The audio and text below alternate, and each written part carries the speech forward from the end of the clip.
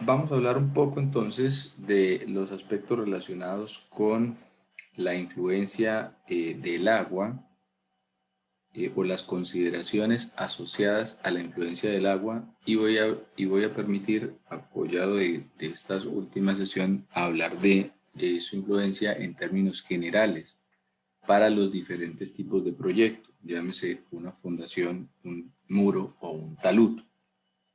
Obviamente me voy a centrar al final en el tema del talud, pero claramente también las consideraciones del agua, el cómo la presión de poros influye en el cálculo, en todos los casos es prácticamente de la misma forma. Solo que el cómo tributa la presión de poros o el incremento de presión de poros en la ecuación es lo que va a tener unas ciertas variantes. Entonces, para empezar, cuando tenemos un terreno o al tener un terreno determinado, con o sin pendiente, en el cual se establece que hay una presión de una napa en un cierto punto.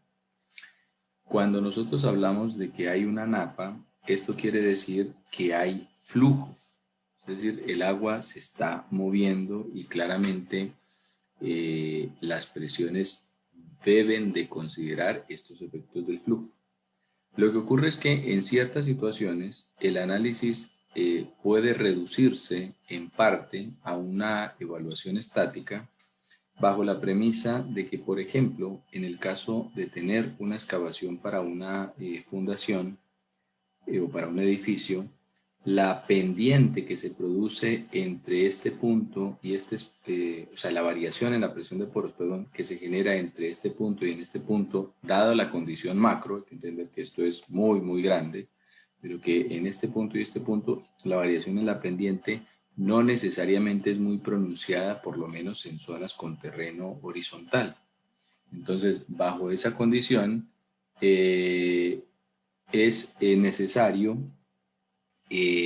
calcular, en este caso, por ejemplo, la subpresión o la presión que hace el agua, pero se analiza en función solamente de estas alturas, que en última son casi la misma altura en ambos casos. ¿Ya? Entonces, al tener una condición donde la variación de la napa es muy baja entre este punto y este punto, ahí hay una condición de desequilibrio energético, por lo tanto hay flujo, pero la presión de poros pues la calculamos en este caso como la altura de agua que hay acá y también la altura de agua que hay acá.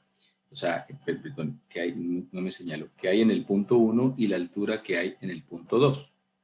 Eh, Solo que si esa diferencia de altura es muy, muy, muy baja, pues prácticamente el cálculo da igual si uso la altura 1 o la altura 2. Para efectos de la supresión, pues la presión es básicamente el gamma por la altura que estaría allí en cada uno, en la altura 1 o en la altura 2, y es obviamente multiplicado por el área en la base que estaría recibiendo toda esta carga del agua.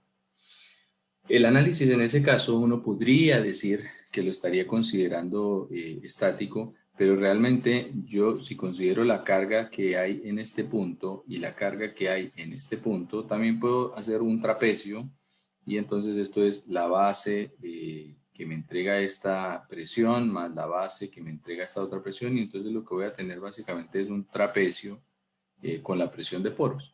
Cuando yo hago este trapecio de la presión de poros, donde la presión acá sería la gamma por el H1 y la presión acá sería el gamma por el gamma por el H2, todo esto gamma del agua, esto que está acá es un análisis hidrodinámico, igualmente.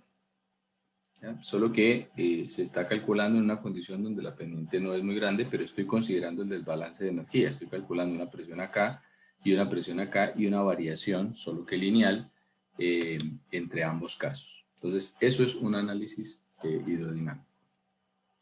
En algunos casos, las influencias son mucho más marcadas, como lo que tenemos en el borde costero, donde se hacen excavaciones que puedan tener estas características y muchas veces se ha evidenciado napa que tiene una pendiente mucho más pronunciada por las mismas condiciones topográficas de la zona.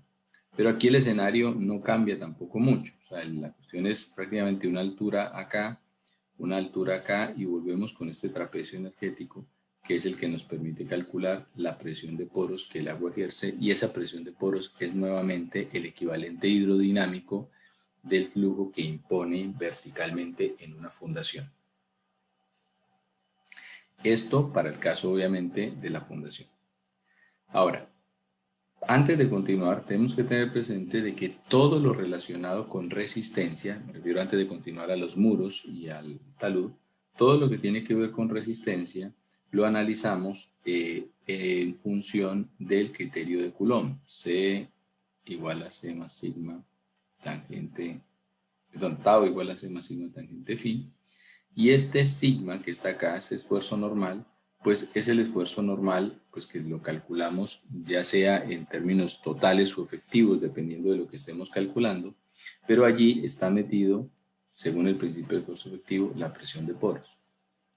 Por lo cual, todo lo que hagamos, todo lo que calculamos, absolutamente todo, incluyendo las fundaciones, pero en particular en el caso de los muros, pues va con el sigma menos U, en relación a que solamente la matriz de suelo es la que me soporta la carga real y descuento el incremento de presión de poros que se genera. Salvo que yo tenga una condición donde la napa es prácticamente horizontal, que vuelvo, insisto, eso sería no tener napa, salvo en este caso el U es calculado de manera hidrostática, es decir, como un único valor de gamma por H. Pero como en la mayoría de los casos, y en particular en muros de contención donde hay napa, hay un desbalance de la presión producto del agua, o en un talud hay también una condición de flujo, que es el equivalente a este que menciono acá. Si voy a realizar el análisis de estabilidad en el muro de contención como tal, en el muro de contención, en ese caso, entonces debemos considerar el flujo que se presenta en producto de la pendiente que tengo en la napa, ¿ya? Y ahí en ese caso, obviamente al tener una condición de flujo, voy a tener presiones de poros que varían respecto de lo que sería en condición hidrostática, ¿ya?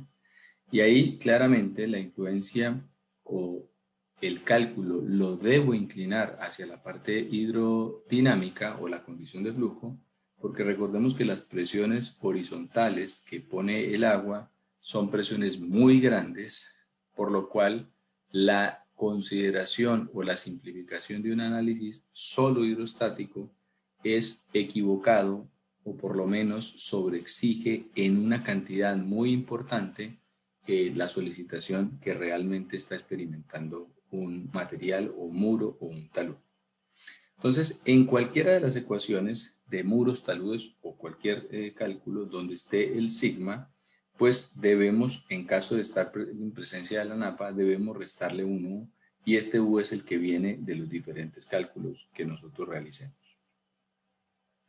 En el caso de los muros de contención, la situación más habitual en la cual uno tiene estos balances energéticos lo veíamos en una tabla stack. No significa que en un muro convencional no haya presencia de la napa, no, es posible que eventualmente lo tenga, solo que en estos casos en particular se busca, en la medida de lo posible, instalar todo sistema de drenaje que se permita para garantizar la salida del agua, ya sea con estas barbacanas, con drenes en la base, con la instalación de un material muy permeable, con un K muy alto, y esto para evitar que yo entre en condición no drenada. Entonces estos muros evidentemente se diseñan bajo la premisa de que no va a haber agua, o que voy a tratar de controlar la salida del agua con cualquier elemento auxiliar de drenaje que me permita su salida. Si es que eventualmente estos muros en los cuales no está diseñado con agua se saturaran, la cantidad de carga sería muy grande, pero si adicionalmente a ello esta carga la calculáramos con condición hidrostática, como decir gamma por H simplemente, gamma por el H del agua, la carga que uno está poniendo es aún más grande de la que realmente está recibiendo el corte. Por lo tanto, si yo tengo un desbalance de energía, si la napa está en un punto 1 y después en un punto 2, este desbalance de energía genera una condición de flujo que requiere que se analice la presión del agua en esa misma condición de flujo. Entonces, cuando uno hace el análisis, decir, bueno, ¿podré considerar hidrostático o hidrodinámico? Esto no es de consideración, esto es de que la situación es flujo. En condición de flujo no hay otra opción diferente a hacer el análisis hidrodinámico. No es por un tema de complejizar el problema, es que no está estático. Y al no estar estático estoy evaluando sencillamente otra cosa. Es como decir que voy a analizar el caso dinámico sísmico analizando lo estático. O sea, es tan incoherente porque finalmente pues una cosa es lo sísmico y otra cosa es lo estático. Aquí ocurre exactamente lo mismo. En condición de flujo, la condición de flujo única que se analiza es la hidrodinámica. No existe ninguna otra.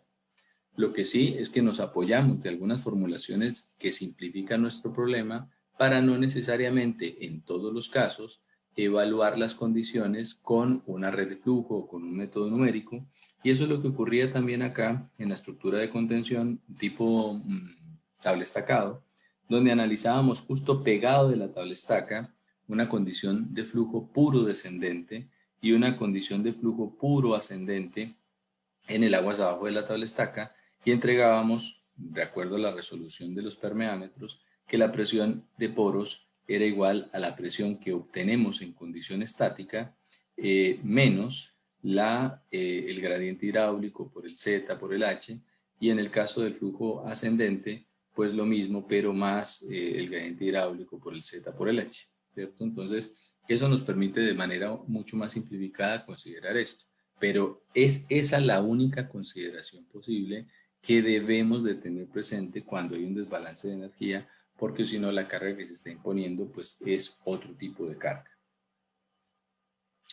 En el caso del talud, bueno, y en el caso del tabla-estacado igualmente, o en cualquier estructura de este estilo, pues la otra opción que tenemos es los trazos de las redes de flujo que vimos también en detalle en un repaso que me pidieron, donde se calculaba la presión de poros a lo largo de todo este dominio apoyado de una red de flujo, que básicamente lo que me permite es resolver prácticamente esto mismo, pero ya en una condición unidimensional, sino en una condición bidireccional de flujo. Entonces, en este plano me permite considerar que el flujo tiene una cierta trayectoria, pues que no necesariamente la trayectoria absolutamente vertical.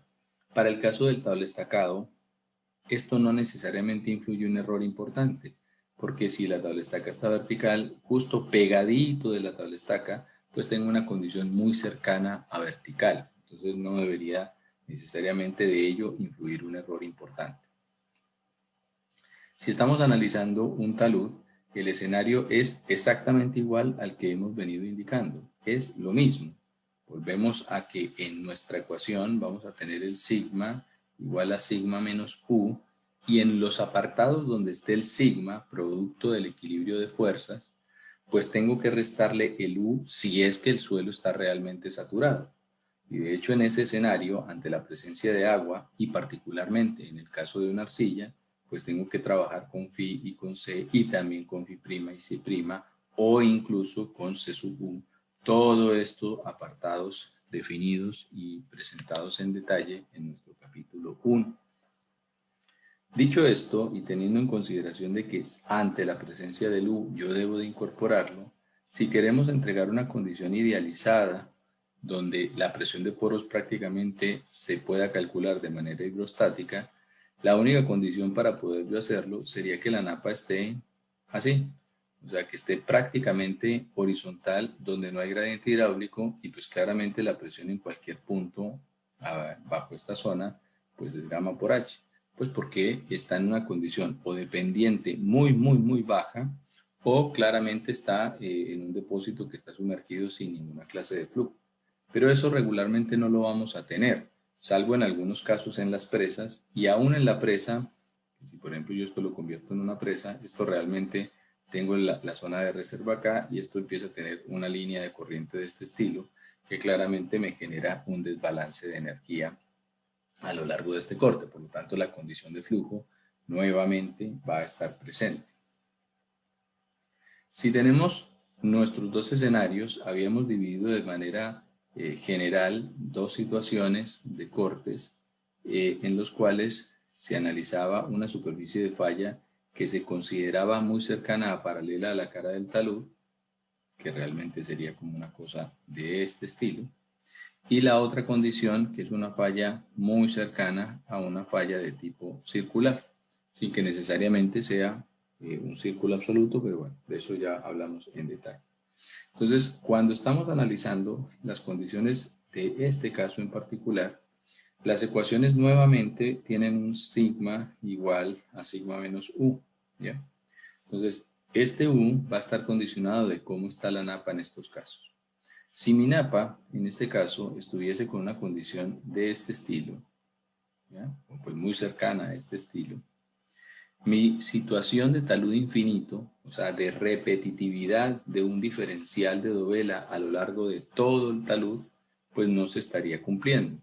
Por lo tanto, yo el método como tal de talud infinito, pues no lo puedo necesariamente aplicar porque no se está generando una condición de flujo como la que el método me impone. Pero si, por ejemplo, nosotros tenemos el mismo corte y hay una condición de flujo o que tenga un cierto ángulo de inclinación, pero que se repita, es decir, todo esto está sumergido con cierto ángulo de inclinación de flujo, o derechamente está a una cierta profundidad que uno pudiese considerar también paralela a la cara del talud. Entonces, estos sistemas se calculan en condición igualmente hidrodinámica, pero tomando en algunos casos algunas consideraciones prácticas, ¿ya? Basados en lo que conocemos de lo hidrostático, pero no necesariamente con cálculo hidrostático. Entonces, por ejemplo, si yo tengo una dovela con una napa puesta en un cierto punto, yo le hago este diferencial de altura y voy a calcular la presión de poros en este punto. Entonces yo puedo decir, bueno, voy a considerarlo hidrostático. Entonces, si yo lo considerara hidrostático, la presión de poros, pues sería en teoría esta altura que está acá, o sea, este H por el gamma, ¿ya? Pero esto realmente es considerarlo hidrostático, por lo tanto estaría equivocado. Entonces, usando una aproximación hidrostática, lo que se dice es, bueno, voy a decir entonces que si la condición de flujo es paralela, a la cara del talud, entonces voy a decir que la presión de poros en este punto, ¿ya? En este punto, pues debiese ser la misma presión de poros que hay en este punto, ¿ya? Para poder considerar la condición de flujo, porque no es esta altura completa la que realmente está generando, es una altura que está como inclinada, que es lo que me produce la condición de flujo. Entonces, para hacer eso, lo que hacemos, y ustedes lo pueden ver en la ecuación, pues que es que uno, a partir de esta misma altura, calcula la presión de poros como gamma por H por el coseno cuadrado del ángulo de fricción. Y esto porque, perdón, del ángulo de inclinación. Y esto porque esta altura, pues la paso para esta altura y después esta altura la convierto en esta altura. O sea, es decir, esta que tengo originalmente, después la paso a esta que tengo acá, pero realmente la presión de poros la calculo con este cachito de altura. Este cachito de altura, lo que se está haciendo es esto. Ahora, digo esto no porque ustedes tengan que literalmente hacer este cálculo. En la ecuación eso está incorporado, por eso ustedes ven unos cosenos en la ecuación y demás. Hago esta relación es porque esta aproximación, cuando uno lo ve en el U, pareciera que está simplemente hidrostático, pero no, es hidrodinámico igualmente, solo que calculado a partir de una idealización de las condiciones de flujo que hay en el dominio. Y por último, en el caso de un talud en el cual se experimente una condición de falla o se contemple que haya una condición de falla de tipo circular, el análisis vuelve y juega exactamente de la misma manera. Yo tengo una situación, o vamos a ponernos en una situación donde eventualmente la napa se encuentre en un cierto punto. Claramente, para efectos prácticos, muchas veces uno idealiza una geometría un poco más regular para efectos de resolución. Pero independiente de esa idealización, los cálculos nuevamente se pueden hacer o se hacen con diferentes aristas y eso dependiendo de la pendiente que se está generando. Si la napa tiene una pendiente que no necesariamente es tan pronunciada, una primera idealización o cálculo de la presión de poros a lo largo de toda esta dovela es nuevamente considerar la presión, entre comillas, hidrostática que hay en este punto, la presión hidrostática que hay en este punto, y calcular la variación, considerando la lineal, que hay entre este punto, y entonces yo voy a obtener una presión de este estilo. O sea, voy a tener una distribución de presiones en esta dovela, una distribución de presiones en esta y en esta, que claramente se va a traducir en una presión de poros U que meto a cada una de esas dovelas, ¿ya? El tema es que esta aproximación es una aproximación que, si bien trata de considerar esta variación del flujo, está haciendo una variación unidireccional, solamente está considerando una componente de la dirección del flujo, y realmente pues esto tiene dos componentes de flujo, ¿cierto? La trayectoria del flujo pues es mucho más pronunciada. Entonces yo, por ejemplo, tengo una condición así, muy cambiante en la condición de la napa, o sea, tengo un gradiente hidráulico muy marcado. En estos casos, que es lo que ocurre también en una presa, en estos casos, pues el cálculo de la presión de poros se debe realizar siguiendo los criterios de una red de flujo, donde calculamos la red de flujo, igual que lo que hacíamos en el caso del tabla estacado, ¿ya? Y si nuestra superficie de falla crítica pasa por este punto, por decir algo, pues nuevamente lo que tengo que definir es dónde está mi energía, mi pérdida total de energía. Si tengo la napa en este punto y en este punto, pues aquí tengo la pérdida total de energía. Calculo cuántas pérdidas de energía se han generado desde el inicio hasta cada centro de la dovela. Bueno, tengo que subdividir esto en dovelas primero, ¿ya?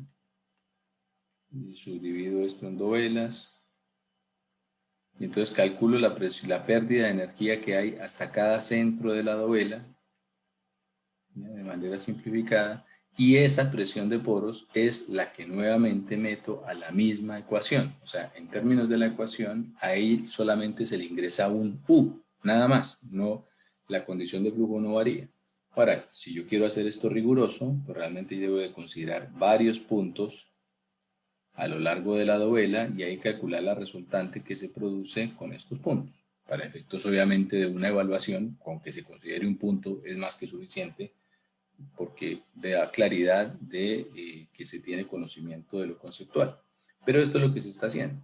Entonces, independiente de cómo yo hago este cálculo, en mi ecuación, nuevamente, en esa ecuación grande del factor de seguridad, lo único que yo meto es el U, calculado de la forma que corresponde a la condición de flujo, que es realmente la que está allí presente. Un aspecto que muchas veces se genera confusión, o que por la tipología de los suelos hay una confusión, tiene relación con cómo o en qué circunstancias o bajo qué situación es considerada la cohesión u omitida la cohesión, tanto en los cálculos como en los diseños, según el tipo de material que nosotros tengamos.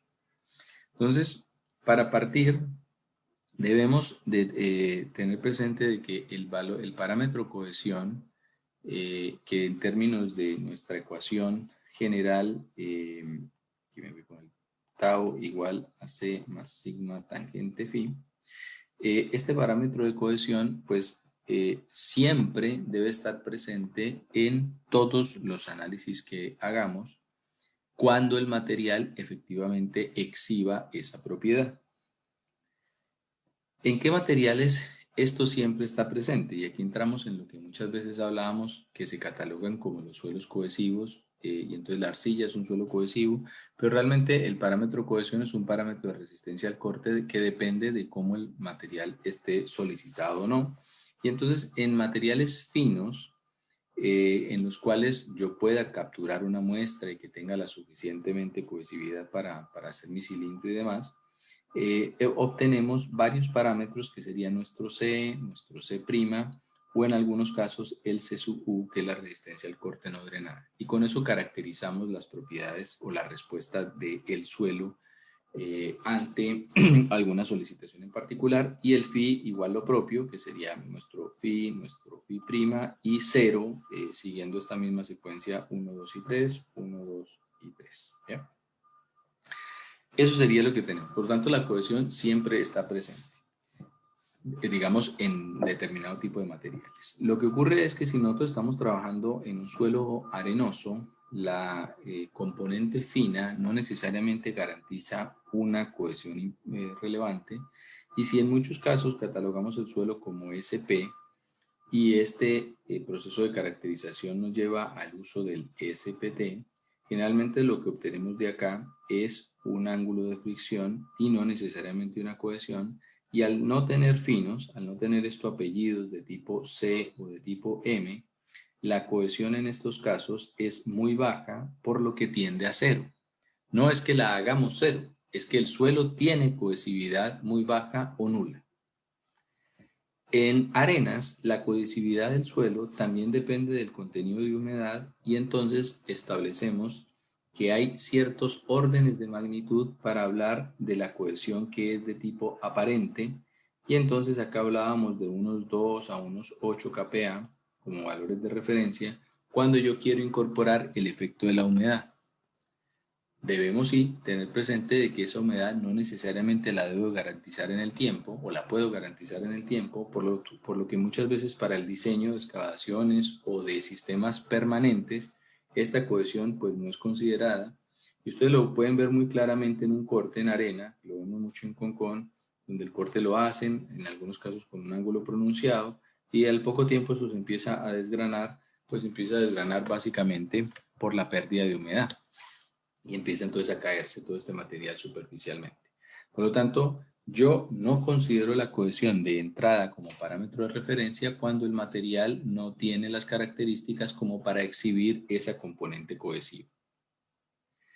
Para efectos, por lo tanto, inicialmente yo debo caracterizar qué tipo de suelo tengo, y entonces dependiendo de ese tipo de suelo digo, bueno, sí, tengo mi C, mi Fi, mi C' y mi Fi', esto en el caso de tener saturación, o tengo solamente ángulo de fricción aproximadamente igual entre el prima y el total, y el C, si es que no tengo M o C en la componente del suelo, pues se va a considerar como cero. ¿Ya? No es que yo lo omita en mi diseño, sino que el material no exhibe cohesión. Y si es que tuviéramos un escenario donde tengo este Fi en un suelo arenoso, pero que tenga componentes limosas o arcillosas, pues debo de hacer el ensayo correspondiente, y bajo ese caso, pues obtener el C que se debe aplicar al problema y diseñar como tal en él. Un punto que también genera una confusión respecto a la consideración del C tiene relación con lo que ocurre en muestras que no, o en suelos en los cuales yo no puedo hacer una muestra inalterada. Cuando yo no hago una muestra inalterada, lo que requiero es generar una reconstitución de la muestra, ¿ya? A partir de compactar capas para generar este cilindro que va al ensayo triaxial, aplicarle las correspondientes cargas, y esto llevarlo para obtener mi C y mi Fi. Como muchas veces, este proceso de reconstitución de la muestra lo que hace es perder la estructura del suelo, particularmente en los suelos que tenemos en la región de tipo residual. Esta componente de cohesión que estaríamos registrando, pues no necesariamente se puede reproducir completamente, porque la cohesión hace parte de, o se genera producto de los estados de tensiones históricos que ha tenido el suelo. Y si yo reconstituyo la muestra, pues no necesariamente los puedo reproducir cabalmente, por lo que muchas veces hay una cierta incertidumbre en el estimado de la cohesión que estamos registrando. Entonces, bajo esa situación, muchas veces de manera muy conservadora, estos valores se bajan a magnitudes pequeñas, pero incluso en suelos de tipo residual como el maicillo que menciono, aún así siguen siendo valores mayores a cero y se consideran en el cálculo correspondiente. Pero aquí evidentemente hay una incertidumbre. Entonces un diseñador eventualmente puede decir, mire, yo voy a considerar cohesión cero. Y entonces es una consideración propia del diseñador, producto de las características del suelo. Pero no necesariamente hace que el suelo no tenga cohesión. Y el otro punto de incertidumbre asociado a ello tiene relación con la no linealidad de la curva de la envolvente de falla. La envolvente de falla realmente no es completamente lineal. Entonces lo que ocurre muchas veces es que para los estados de tensiones que estemos analizando por acá, por decir algo, con las excusas del dibujo tan chueco, si mi curva o si mi pendiente está definida por presiones de confinamiento altas, pues lo que va a generarse es que si yo hago la línea de tendencia solamente con los puntos que van atrás, yo digo que exagero esto notablemente, pues me va a exhibir una cohesión que no necesariamente es la cohesión que el suelo tiene, para lo cual, y solventar este problema, yo debería hacer con presión de confinamiento altas, pero también con una presión de confinamiento baja que me permita definir este valor de cohesión. Entonces, como también hay una incertidumbre que pueda estar asociado a ese punto, entonces muchas veces se castiga nuevamente este factor, pero no es porque en el diseño o en el cálculo el valor se deba omitir, sino porque tengo variables asociadas a estos puntos. En los cálculos correspondientes a nuestros diferentes tópicos que tienen que ver con las fundaciones, para partir con las fundaciones, después los muros y los taludes, la carga última que calculamos tiene el valor del CNC más todo esto. Este C, tal cual, lo incorporamos en nuestro problema porque lo que estamos buscando igualmente es definir en qué momento esto rompe. Es decir, todo mi análisis está llevándolo hasta su condición límite, generándose estas superficies de falla que van a ir aumentando en función de la carga que estamos poniendo, y así las dos componentes de resistencia, fricción y cohesión pues están operando. Salvo que yo tenga alguna consideración de seguridad por la incertidumbre en este valor, es decir, que yo lo divida particularmente conservadoramente en una magnitud, es decir, voy a trabajar con el 80% de la carga de la cohesión por criterio personal, motivado por las cosas que acabé de mencionar, este valor se incorpora tal cual, salvo que ya el suelo como tal no lo tenga, ¿cierto? O sea, que no tenga cohesión y yo le ponga 0, pero no es que yo lo haga 0 producto de algo del método. Aquí la cohesión va sí o sí.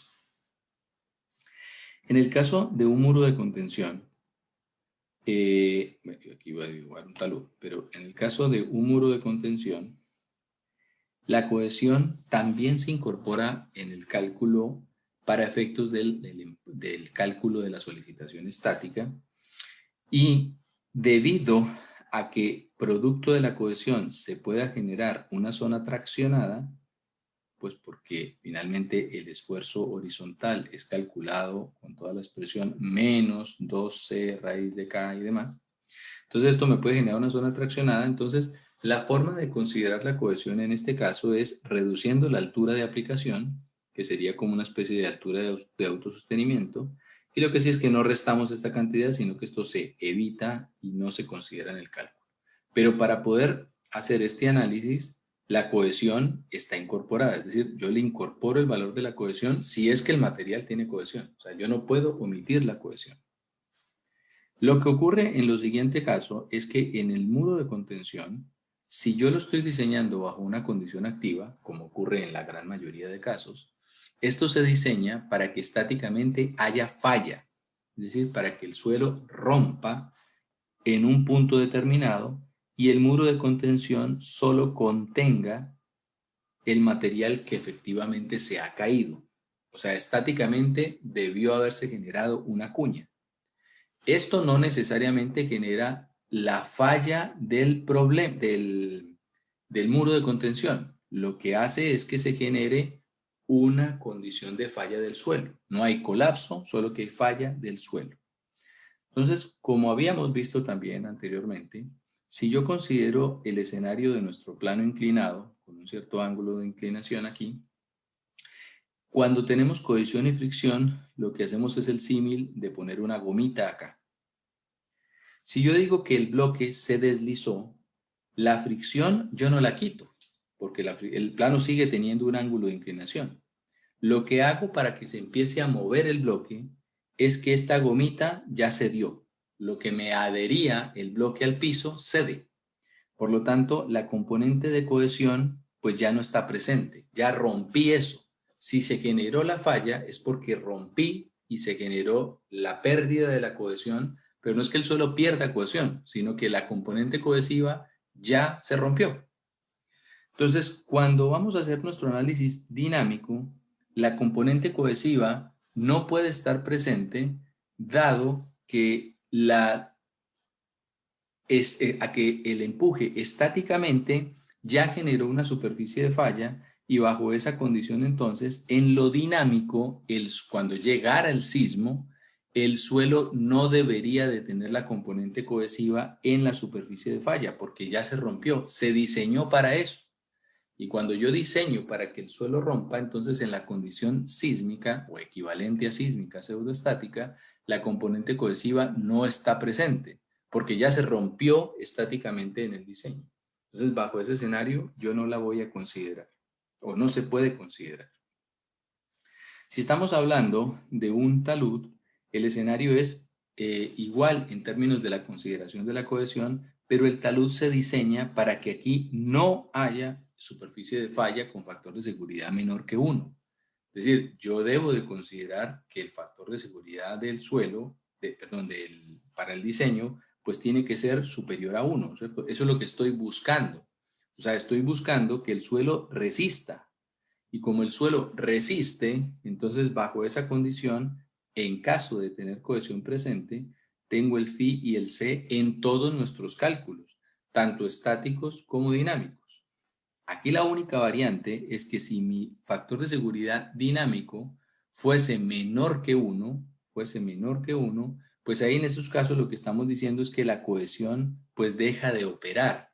Y lo que ocurre, y lo que puede ocurrir en la práctica es que quizá el factor de seguridad real que tiene el suelo es menor incluso a la magnitud que yo estoy considerando.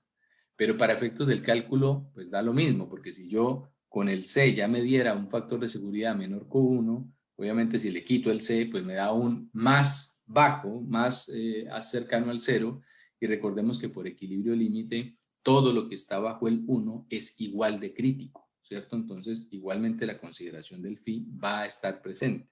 Entonces, si yo quiero diseñar un talud, pues el phi y el c, si es que tiene el c presente, tomando todas estas consideraciones que hablé al inicio, si es que el suelo tiene phi en el material, perdón, el material tiene cohesión, debo de incorporar las dos variables en mi cálculo. Finalmente, entonces, quiero hacer alusión a un punto relacionado con los elementos de refuerzo. Igual varios de estos apartados también ya los vimos en detalle anteriormente, que tiene que ver con el diseño de estos refuerzos, sea perno o sea anclaje. Recordemos que algo similar había puesto en nuestra sesión anterior. Y que hace alusión específicamente al diseño del elemento, ¿ya? Es muy importante tener presente de que estos elementos funcionan siempre y cuando estén alejados de la zona que yo considero que va a fallar. Esto en esta estructura de contención o incluso en un corte, ¿cierto? Si mi superficie de falla que considero crítica es esta, pues claramente estos elementos pues no están aportando en absoluto, ¿cierto? Solamente están generando o siendo parte del elemento de cuerpo rígido que está.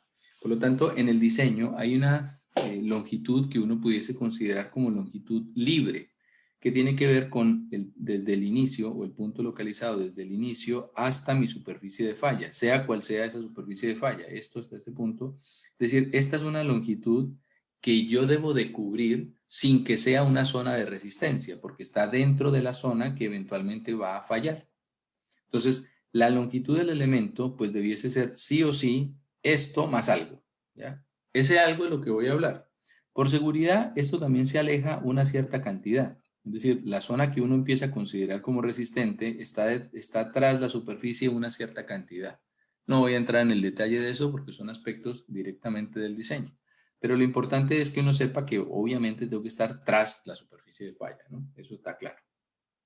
Y en lo que respecta al diseño del elemento de contención, pues, o del elemento de refuerzo más que de contención, pues esto funciona por fricción lateral, como hemos indicado, y en esa condición de fricción lateral, si considero justamente que puede haber deslizamiento del bulbo, que se puede generar, que empiece a funcionar, entonces ese tau se considera entonces como sigma tangente delta, ¿cierto? Sigma tangente delta, y entonces la resistencia por el fuste, el perímetro completo, pues debiese ser 2 pi r L del anclaje o de la zona resistente por ese correspondiente T, y eso debiese ser igual a la carga que yo requiero. Claramente, si yo esto lo igualo literalmente a 1, pues estoy haciendo el equivalente a un factor de seguridad de 1. Estoy hablando de un factor de seguridad del anclaje, ¿ya? Por lo tanto, esto generalmente se mayora en una cierta cantidad. Supongamos esto por un 1,2 y este 1,2 pues sería el equivalente a un factor de 1,2. Factor asociado al anclaje. Todos se diseñan de la misma manera, con la diferencia de que el anclaje va a tener pues un diámetro quizá mayor que el que corresponde a un perno. Recordar que pernos es posible que no tenga una mayor cantidad.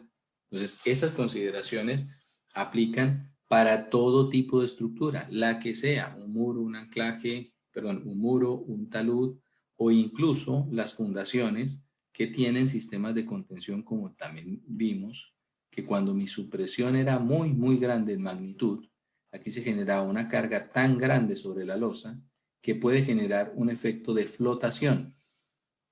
Ese efecto de flotación se contrarresta y de hecho, por ejemplo, el estacionamiento de la Plaza de Viña tiene elementos auxiliares de contención de la losa, donde la losa está anclada. ¿Y está anclada para qué? Pues para soportar todo el esfuerzo que hace la supresión del agua. Entonces esto tiene una área tributaria. Esta carga pues la distribuyo en esta área, esta carga la distribuyo en esta área, esta carga la distribuyo en esta área, pero para efectos del cálculo, y como lo indiqué en una sesión anterior, ¿esto a qué se traduce? A T. O si lo quiero normalizar, pues a T por unidad de ancho, ¿cierto? En profundidad o en las dos direcciones, el LX y el LZ, por ejemplo, entonces sería esto por unidad de LZ y de LX, ¿ya? Pero esto finalmente es un T, eso es lo que estamos haciendo. Y esta carga, este T que debe soportar esto, pues es igual a ¿qué? A 2 pi r tau L por igual a T. O sea, es exactamente lo mismo y en todos los casos sería lo mismo. Para efectos prácticos, aquí es donde está el meollo, ¿no? El calcular adecuadamente un T, donde una primera aproximación es el sigma tangente delta, del que hablamos en detalle, calculando el sigma al plano medio del bulbo. Pero igual, este tau muchas veces está tabulado en función del tipo de suelo y en algunos casos hay algunas recomendaciones que se entregarían en función del tipo de suelo y las características del proyecto. Y por último, los elementos de refuerzo, como los anclajes, en términos de solicitación, es decir, de este T, funcionan igual que si fuera esto un puntal. Es decir, si yo tengo un puntal instalado en el frente de la estructura de contención, generalmente se ponen estos tubos de tipo Yoder. Para efectos del cálculo, yo tengo que verificar el pandeo de esto y todo este tema asociado al elemento estructural. Pero al margen de eso, para nosotros, esto finalmente se traduce nuevamente en un T. Es igual, en un T que está reaccionando contra el muro de contención. O sea que para efectos del cálculo es exactamente lo mismo un anclaje que un perno. Estoy hablando en términos de la solicitación que se aplicaría a un muro de contención.